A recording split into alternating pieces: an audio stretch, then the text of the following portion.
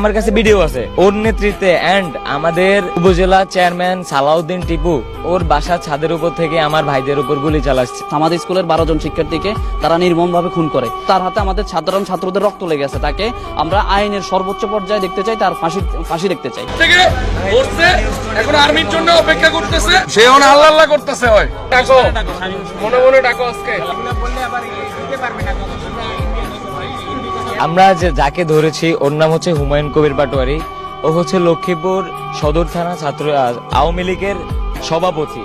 তো আমাদের বৈষম্য বিরোধী ছাত্র আন্দোলনের সময় মেবি 18 তারিখে মেবি ওর নেতৃত্বে এন্ড আমাদের উপজেলা চেয়ারম্যান সালাউদ্দিন টিপু ওর বাসার ছাদের উপর থেকে আমার ভাইদের উপর গুলি চালাচ্ছে। ওখানে আমার কাছে ভিডিও আছে।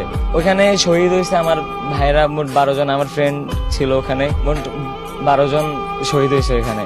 তো আমরা ওকে আজকে আমরা হচ্ছে Bashundhara NSU and IOB UIU আমরা ভাইরা আজকে আমরা টহল দিতেছি বসুন্ধরার ভিতরে। এমন সময় ও আমাদের চোখে ধরা পড়ে এবং ও পালিয়ে যাওয়ার চেষ্টা করে। আমরা ওকে দৌড়ে আক্রমণ করে ওকে আমরা দৌড়ে যাই। ধরার পরে ওকে জিজ্ঞেস করি তোমার হচ্ছে গ্রামের বাড়ি কোথায়। ও বলতেছে এখানে। বলি তোমার আইডি কার্ড কোথায়? ওনাকে বলছে হ্যাঁ ওনার আইডি কার্ড কোথায়।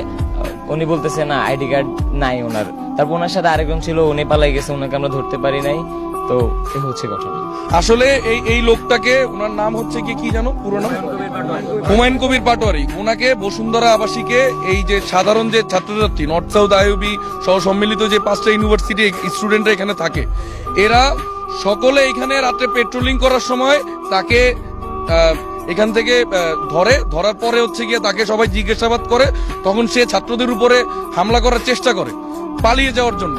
তারপরে সে পালিয়ে যেতে সক্ষম হয় নাই, সবাই তাকে ধরছে এবং আমাদের কাছে ভিডিও ফুটেজ আছে যেখানে হচ্ছে গিয়ে দেখা যাচ্ছে যে সে নিজে গুলি করতেছে এবং হচ্ছে গিয়ে তার আশেপাশে সহকর্মী যারা আছে তারা হচ্ছে গিয়ে তাকে সাহায্য করতেছে এবং তার পরিচয় আমরা নিশ্চিত করছি। আমরা এখনো অপেক্ষা করতেছি সেনাবাহিনীর জন্য।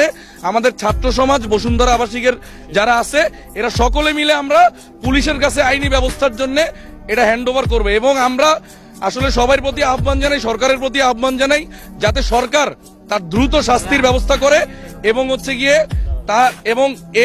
ওনার বিষয়ে আরো যাতে তদন্ত করে। এই হুমায়ুন কবির পাটোয়ারি সাধারণ ছাত্রদের উপরে 4 তারিখে যখন আওয়ামী লীগ মাঠে ঘোষণা দিয়ে নেমেছিল আমাদের সাধারণ শিক্ষার্থীদের উপর, বিশেষত আমাদের স্কুলের 12 জন শিক্ষার্থীকে তারা নির্মমভাবে খুন করে।